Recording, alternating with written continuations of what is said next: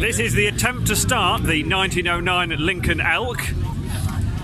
So there is a bit of carb fettling, adjusting of advance levers and throttles, and then of course you've got to get the pedals in the right location to give it a good shove.